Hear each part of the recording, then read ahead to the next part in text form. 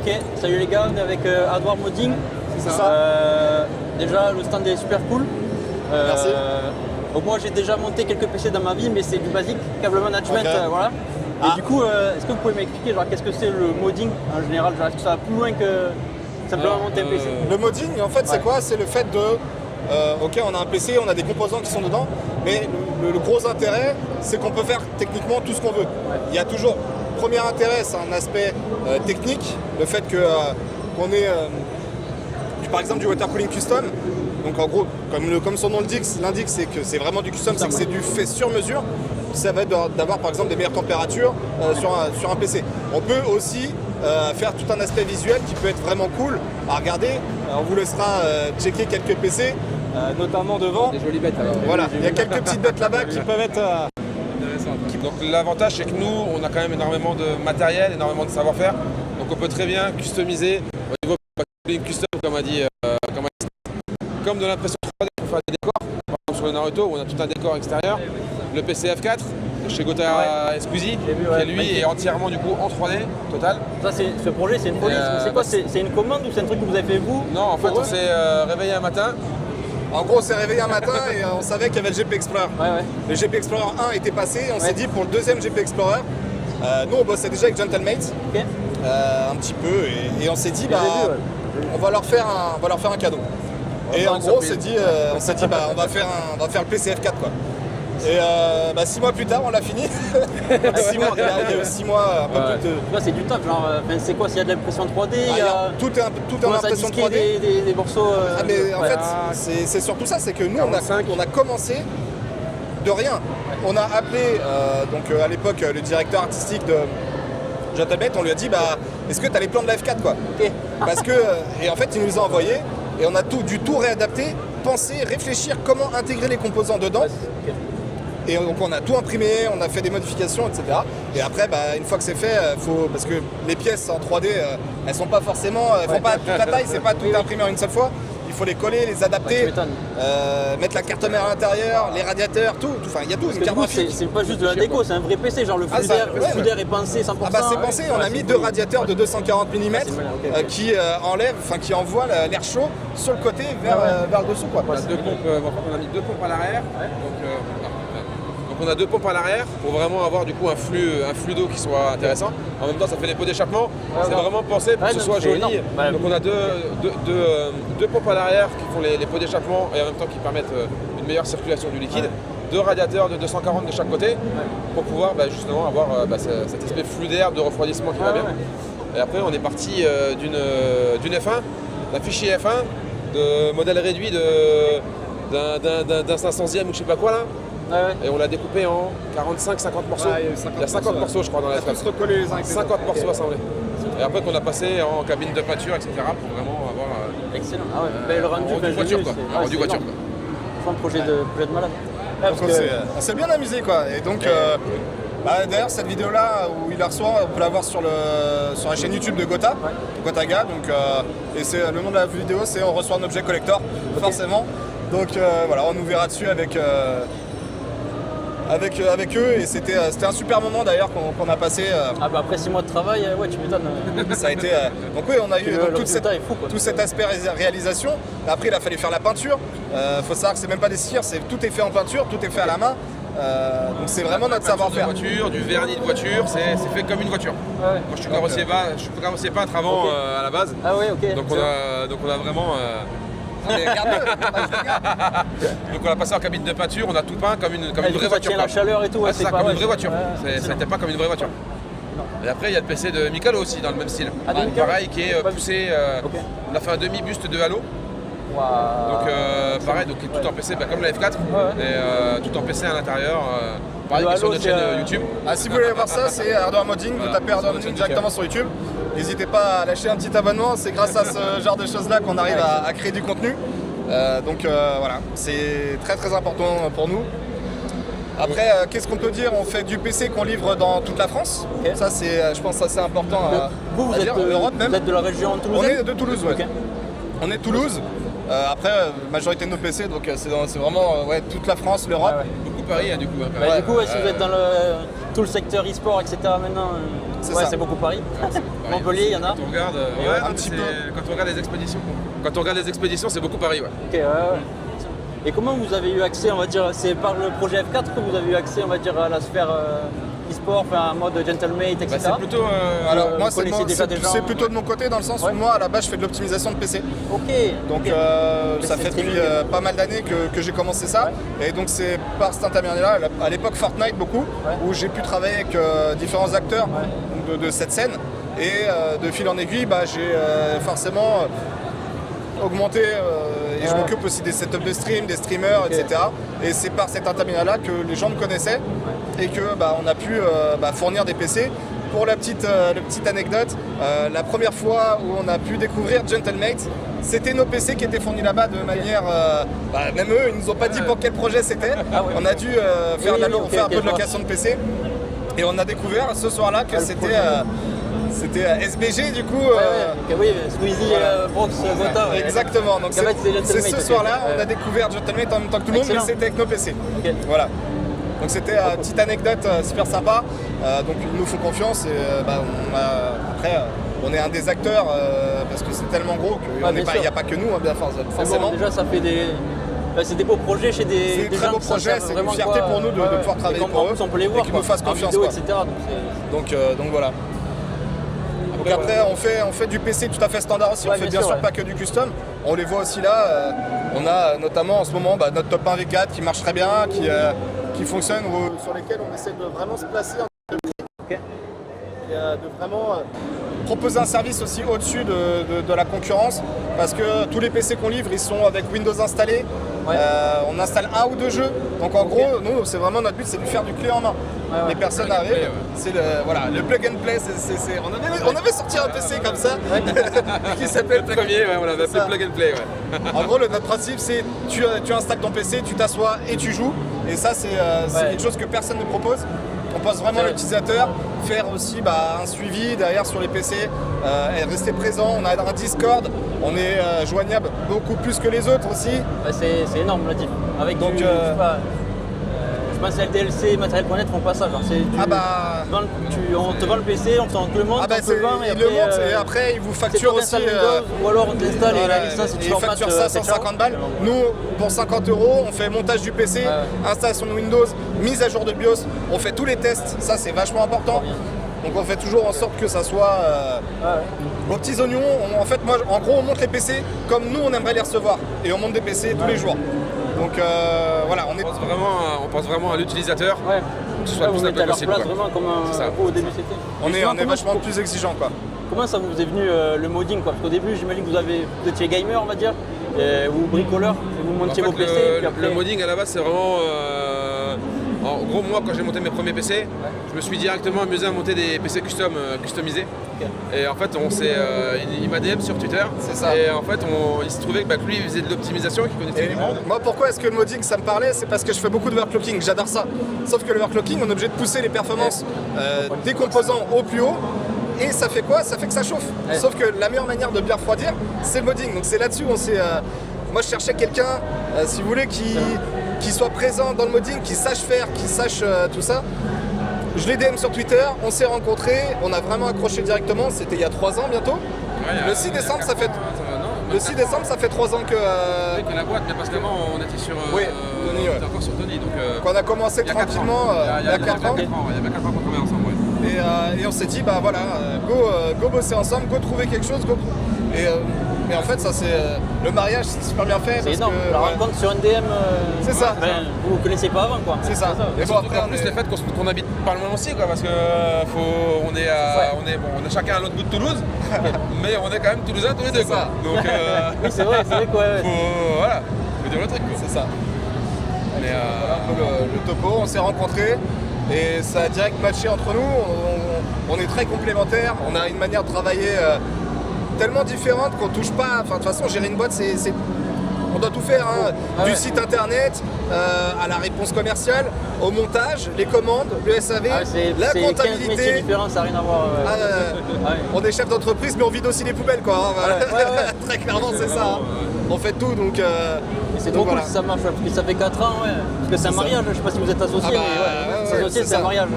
C'est totalement c'est plus qu'un mariage. Ah ouais, c'est pas plus de temps qu'avec ta femme. C'est comme un mariage. C'est ça. D'ailleurs, pour le TGS, on a un code promo pendant 2 semaines. Donc on vous offre le montage. Donc vous avez 50 € de réduction sur les PC, sur le site directement avec le code TGS. Trop cool. Voilà.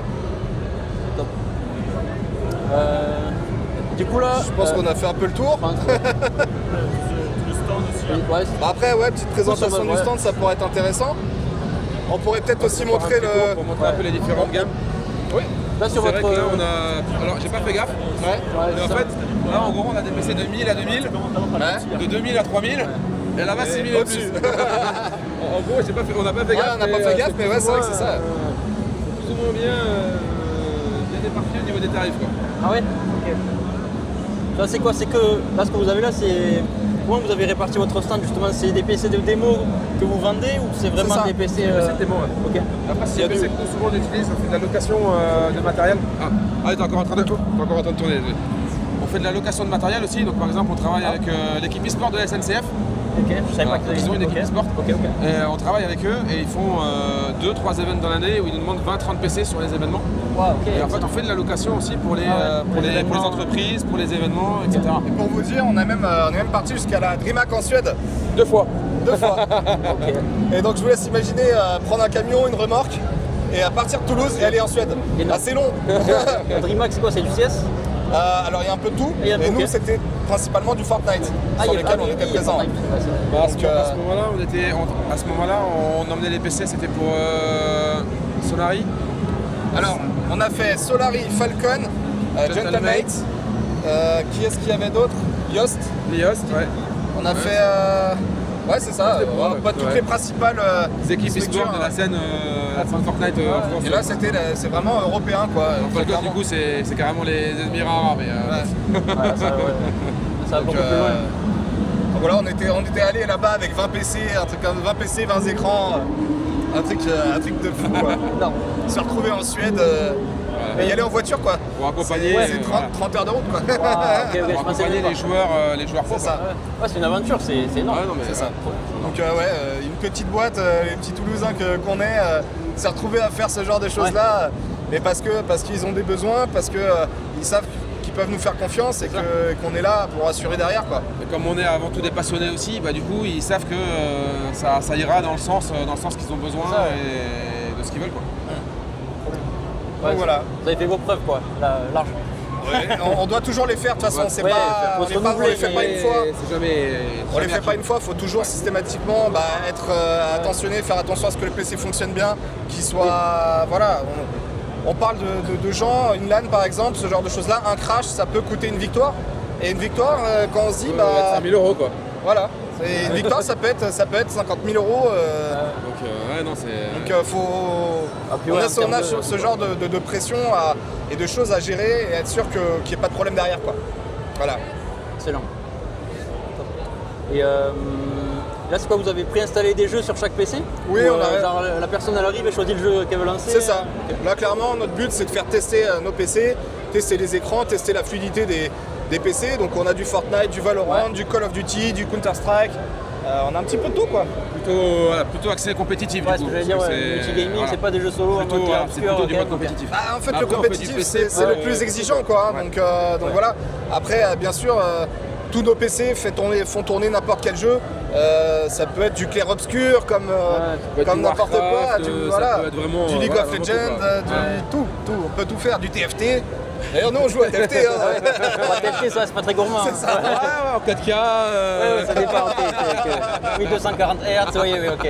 360 1440p. Donc voilà, notre but c'est vraiment d'apporter un service que les autres ne font pas, de par notre connaissance du gaming. On travaille pour les plus exigeants, donc on est forcément capable d'aider et de conseiller tout le monde quoi. C'est vraiment notre but. Et que ça soit quelqu'un qui a envie de jouer en AAA, en 4K, on va être là pour le conseiller, mais aussi les plus exigeants, donc les joueurs compétitifs qui justement font de leur métier un jeu quoi. Que ce soit aussi les monteurs vidéo ou même des PCIA, etc. On a vraiment un panel, voilà. Là par exemple, nos premiers prix au niveau des ordinateurs gamers, on tourne aux alentours de 800-900 €. Et après, on peut monter sur des PC IA à 15 000 €. Donc il y a vraiment, même le PC d'Anas, double PC, 15 000 €. On a fait double PC dans un seul PC. Ah, dans un seul, ok. Mais ça, on a sorti la vidéo YouTube si vous voulez la voir, encore une fois. C'est très chaud de voir. Je pense que on va sûrement vous faire un petit clip avec quelques petites choses que vous pourrez diffuser juste après, avec quelques petits exemples de ce qu'on sait faire. Je pense que ça peut être rigolo et plus parlant pour les gens. Et justement, PCIA, c'est quoi? Alors, c'est l'intelligence artificielle. Ok. En gros, dans l'intelligence artificielle, on a quand même des besoins très spécifiques. Ah, pardon, ok, j'avais compris, oui. Et du coup, nous, on a fait des montages PC avec spéciaux. des gros GPU pour faire du calcul. Avec 2 GPU dedans, Ok, ouais, deux 5090 sous flotte. Ouais. Ça commence à être, voilà. Ça commence à parler un peu, quoi. Ok, c'est ça, excellent. Donc on peut travailler pour du pro, pour du perso, on fait vraiment PC, un peu ouais, tout, quoi. pour l'IA, double PC du coup pour du streaming, pour switcher entre avoir un PC où tu C'est stream, pareil, les doubles le PC où PC, tu joues en même temps. on a l'habitude de travailler pour ce genre de choses-là. Comme je disais, moi à l'origine, je réglais ce type de PC-là pour du streamer. Et donc voilà, hein, c'est des choses dont tu as l'habitude de faire. C'est tellement niche, mais trop intéressant, ouais, ça. C'est un réglage, le truc c'est qu'on est obligé de faire de la vidéo, du son, faire en sorte que les deux PC communiquent bien ensemble, qu'ils soient parfaits. Donc voilà, c'est ce genre de choses qu'on aime bien faire. Et on a les ressources aussi nécessaires derrière avec des gens. Et bon, moi j'arrive à tout faire. Après pour les setups très professionnels avec des tables son, etc., on connaît aussi des gens. C'est d'autres compétences, ça. C'est d'autres compétences. Dans du son, Déjà on monte les PC, on fait l'installation, on fait tout ça. On est capable de paramétrer les doubles PC, paramétrer les doubles PC, les streams, etc. Mais après, voilà. Donc voilà un peu notre corps de métier, quoi. Trop cool. On essaye de toucher, on arrive à toucher à tout et tout est faisable en fait, tout simplement. Hein. On n'a pas de limite de toute façon. Si demain quelqu'un veut un PC plaqué or, il aura un PC plaqué or. Voilà, on n'a pas de limite. Mais trop intéressant même. Moi je connaissais pas du tout, mais du coup je m'en souviendrai, belle rencontre. Du coup à Toulouse en plus, donc peut-être qu'on restait chaud vert pour moi. Et trop bien. Ouais. On va commencer à faire un petit tour de table si tu veux.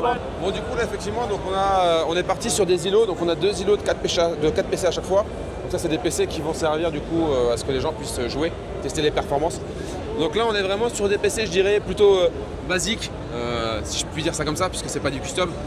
Voilà, donc on a des refroidissements liquides, ce qu'on appelle des IO, donc des all-in-one, tout en un. Donc on a des cartes graphiques, là par exemple, bon, c'est une 5070 Ti, ça commence à être quand même des gros modèles.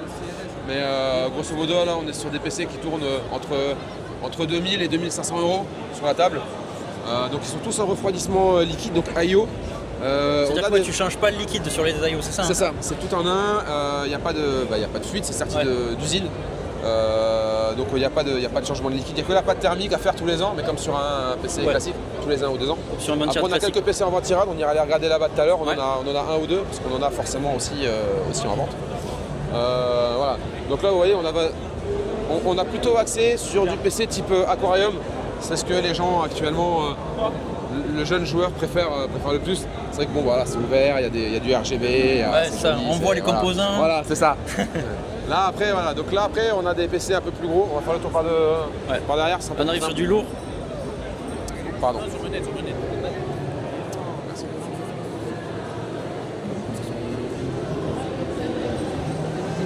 Voilà, donc là après on commence à voir tout ce qui est water cooling custom. Donc là vous voyez qu'on a des tubes, donc c'est des tubes à la base rigides, c'est des tubes d'1 mètre qui sont coudés sur mesure pour épouser en fait parfaitement chaque forme et que chaque composant soit bien relié correctement. C'est magnifique hein. Donc là tout est cintré à la main pour vraiment avoir le détail, tu vois, quand tu regardes tes tubes ils sont, tu vois, c'est droit, c'est rectiligne, c'est super clean quoi. Voilà. C'est super clean. Donc là après comme je l'ai dit voilà, donc on a quand même des PC en vente tirade ici.